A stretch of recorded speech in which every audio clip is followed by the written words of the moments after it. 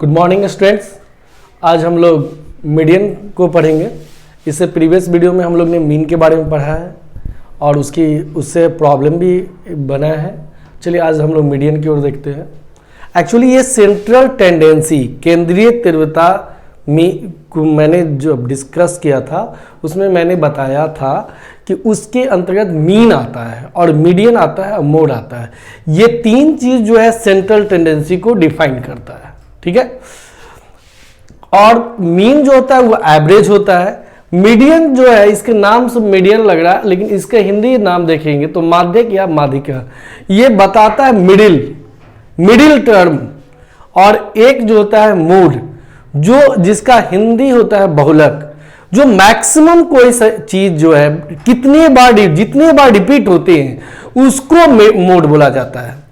जैसे हम लोग क्रिकेट की बात करें तो क्रिकेट में ये तीन चीज को देखकर ही कोई आकलन करता है कि कौन सा बैट्समैन वो आपका नन स्ट्राइक पर रहेगा, स्ट्राइक पर रहेगा, या आप मिडिल में बैटिंग करेगा या लास्ट में बैटिंग करेगा। क्यों?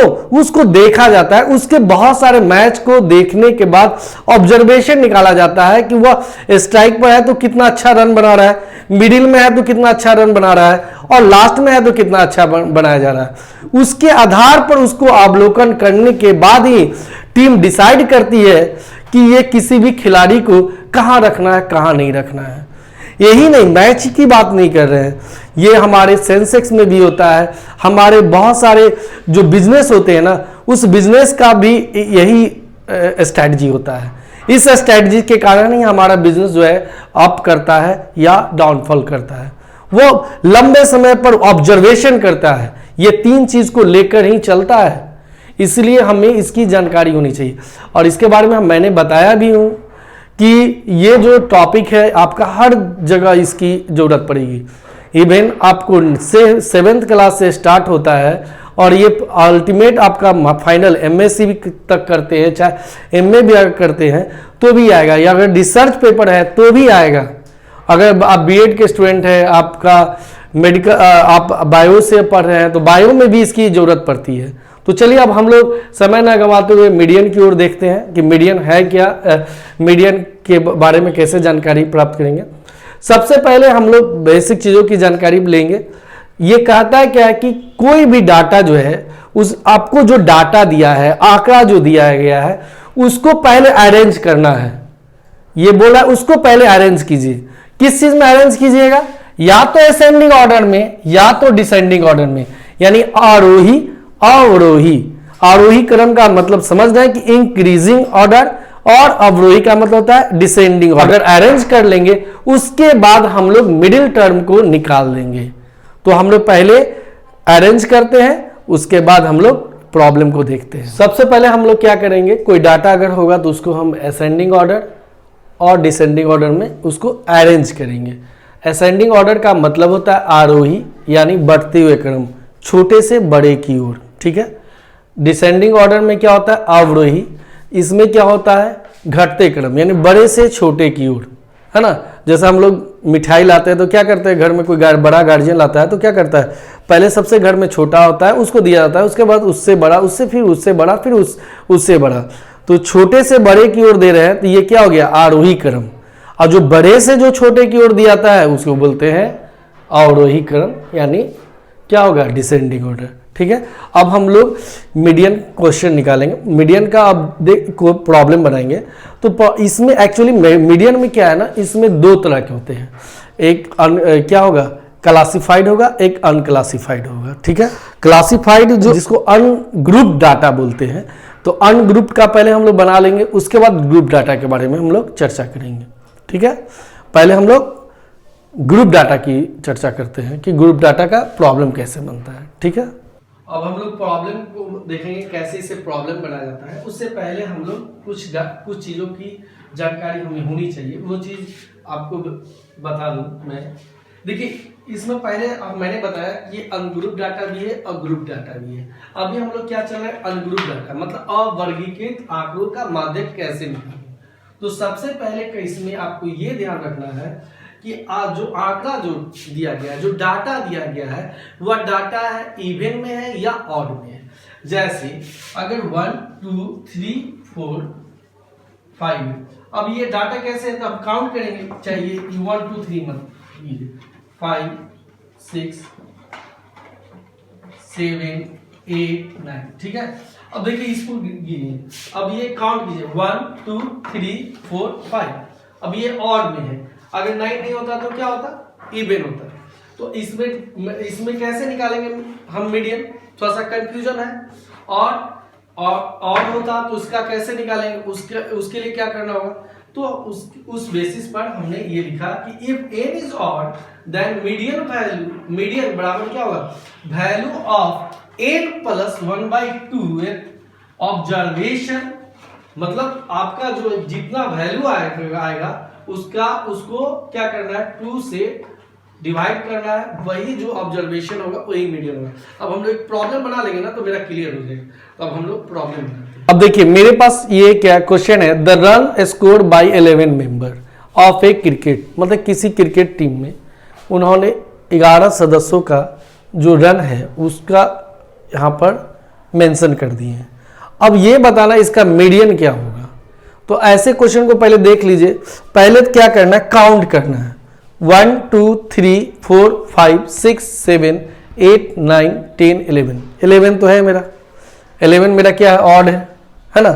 अब क्या करना है, इस जो डाटा दिया है इसको देखना है कि ये असेंडिंग ऑर्डर में है या डिसेंडिंग ऑर्डर में है, आरोही में है या अवरोही में है, ये आपको पहले पता होना चाहिए, तभी ये प्रॉब्लम बनेगा। तो हम पहले इसको देख लीजिए, देखिए कि ना, देखिए कि पता, देखने से पता चल रहा है कि ना ये असेंडिंग ऑर्डर है ना डिसेंडिंग ऑर्डर में। तो इसको पहले अरेंज करेंगे, ठीक है। अरेंज करने के बाद फिर इस प्रॉब्लम को बनाएंगे। तो हम अरेंज करते हैं, उसके बाद बनाते। चलिए अब हम, ये मेरा प्रॉब्लम था, अब इस प्रॉब्लम को मैंने असेंडिंग ऑर्डर और डिसेंडिंग ऑर्डर दोनों में मैंने इसको सजा दिया। हम आपको ये बताना चाह रहे हैं कि असेंडिंग ऑर्डर और डिसेंडिंग ऑर्डर दोनों से अगर किसी प्रॉब्लम को बनाएंगे ना तो रिजल्ट सेम आएगा। आप किसी एक को चूज कर सकते हैं, या तो असेंडिंग ऑर्डर को चूज कीजिए या डिसेंडिंग ऑर्डर को चूज कीजिए, या आरोही या अवरोही क्रम। देखिए दोनों से रिजल्ट है। पहले यहाँ देखिए, यहाँ नंबर क्या है, नंबर तो हम लोग पहले ही काउंट किए हैं, 11 है। यह हेयर क्या हो जाएगा, हेयर n इक्वल टू क्या हो जाएगा 11, ठीक है। तो हमने क्या बताया, value of n plus 1/2 observation. चलिए n प्लस 1, तो हम लोग क्या करते हैं, इसको मीडियन वैल्यू इज क्या हो जाएगा, मीडियन वैल्यू हो जाएगा आपका n प्लस 1/2, ये ऑब्जर्वेशन होगा। हम लोग ने लिखा है ये value of n plus 1/2 th observation, value of n plus 1/2 observation, ठीक है। अब हम वही चीज मैंने ये मेंशन किया है। अब हम लोग इसको काउंट करते हैं। देखिए तो देखिए तो 1 n के जबर कितना है, टोटल कितना है, ये नंबर कितना है, टोटल 11 है। इसको काउंट करने से हमको पता चला था 11। तो यहाँ क्या है, यहाँ नंबर ऑफ डाटा जो हो गया वह क्या हो गया, n का मतलब होता है नंबर ऑफ डाटा, ये देख लीजिएगा, ये जानकारी आपको होनी चाहिए। तो नंबर ऑफ डाटा मेरा कितना है 11, तो 11 प्लस 1/2 क्या हो गया 2, तो ये क्या आ जाएगा, बराबर हम यही लिख देते हैं 6th ऑब्जर्वेशन। ऑब्जर्वेशन लिखने का मतलब कुछ और है। ऑब्जर्वेशन का मतलब ये है कि छठे में कौन सा संख्या आया है। जनरली लोग क्या समझता है कि 11 प्लस 1/2, तो ये 6th आंसर हो गया। 6th आंसर नहीं है, 6th ऑब्जर्वेशन। मतलब फिर हम क्या करेंगे, यहां से काउंट करेंगे 1 2 3 4 5 6, क्या आ रहा है, मेरा 29 आ रहा है। असेंडिंग ऑर्डर में देख लिए, डिसेंडिंग ऑर्डर में देखिए 1 2 3 4 5 6, 29 आ रहा है। इसका मतलब क्या हो गया, मीडियन मेरा क्या आया 29, न कि 6, 29, यही आंसर हो गया। चलिए अब नेक्स्ट हम क्वेश्चन हम लोग देखते हैं। नेक्स्ट पहले उसके बारे में हम लोग जानकारी ले ले, उसके बाद नेक्स्ट क्वेश्चन को देखेंगे। ये भी आपका अनग्रुप डाटा का ही है, जो अवर्गीकृत आंकड़ा है उसका ही हमको माध्यिका या मीडियन निकालना है ना, मीडियन ऑफ अनग्रुप डाटा। और देखिए लेकिन इसमें कहा क्या रहा ना, if n is even the median value, मतलब n जो है वो नंबर ऑफ डाटा, ये बात n जो है नंबर ऑफ डाटा, मतलब आंकड़ों की संख्या जो है वो अगर इवन हो यानी सम हो यानी 2 से डिविजिबल हो, तब क्या मीडियन होगा।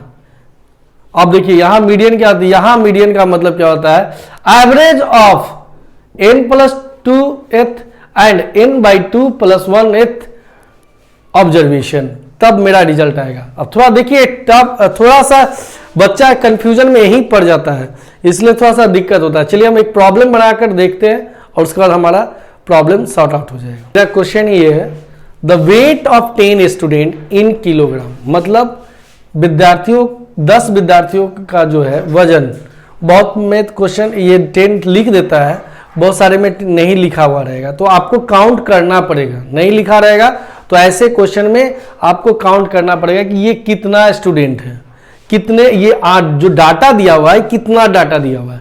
तो हम लोग काउंट कैसे करें, 1 2 3 4 5 6 7 8 9 10, यानी 10 है। तो कुछ में ऐसा भी क्वेश्चन हो सकता था, weight of student in kilogram, तब हमको गिनना पड़ेगा, काउंट करना पड़ेगा। चलिए अब इसको क्या करना है, हमको असेंडिंग ऑर्डर में हमको कन्वर्ट करना है।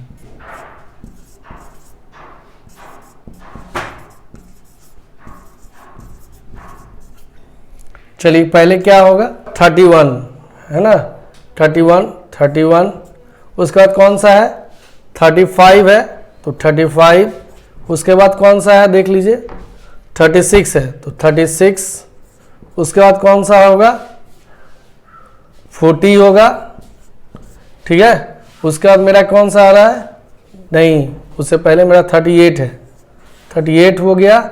उसके बाद मेरा क्या हो गया 40 है ना, फिर उसके बाद क्या आ जाएगा 44, उसके बाद मेरा क्या आएगा 45, ठीक है। उसके बाद मेरा क्या आएगा, अब देखिए 52, और उसके बाद मेरा क्या आएगा 55, उसके बाद मेरा क्या हो जाएगा 60। अब गिन लीजिए तो 1 2 3 4 5 6 7 8 9 10 है ना। इस तरह हमने कैंसिल इसलिए किया कि एक चीज दोबारा रिपीट ना हो जाए, है ना, ये अच्छा एक तरीका है, ठीक है। चलिए अब डिसेंडिंग ऑर्डर में हम लोग लिखेंगे। अगर मैं आप जब भी ऐसे प्रॉब्लम बनाएंगे तो दोनों में से एक लेंगे, मैं दोनों लेकर चल रहा हूं कि आपको कंफ्यूजन ना रहे कि कोई भी प्रॉब्लम असेंडिंग ऑर्डर में ही बनता है या डिसेंडिंग ऑर्डर में ही बनता है, तो आपको ये पता होना चाहिए, ठीक है। चलिए अब हम लोग डिसेंडिंग ऑर्डर में लिखते हैं।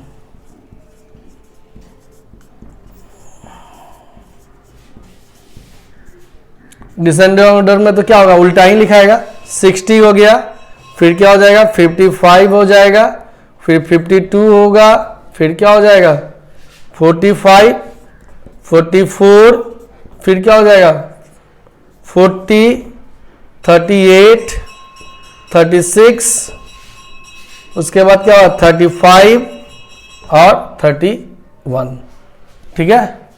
अब हमको क्या कह रहा है, मीन ऑफ n/2th, तो हम क्या करेंगे पहले, अब मीन निकालेंगे। मीन,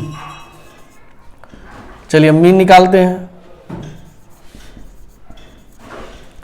क्या n/2 यानी n क्या है, यहां पर हेयर n क्या है, n यहां क्या है, n बराबर क्या है 10 है, तो क्या हो जाएगा यहां पर क्या करेंगे हम 10/2 हो जाएगा, 10/2th, ठीक है। अब क्या होगा यहां देख लीजिए, एंड ये मीन है, मीन, ठीक है। चलिए और क्या हो गया n/2, ये क्या हो जाएगा 10/2 + 1th, ठीक है। अब लिख सकते हैं यहाँ क्या हो जाएगा, ये 5th हो गया और एंड 6th, 2 से डिवाइड करेंगे 10 तो क्या आ जाएगा 5 आएगा ना, इसको आएगा 5 है ना, तो 5 + 1 क्या हो जाएगा, 6 हो जाएगा। अब देखिए, अब क्या करना है ना, mean of 5th and 6th observation.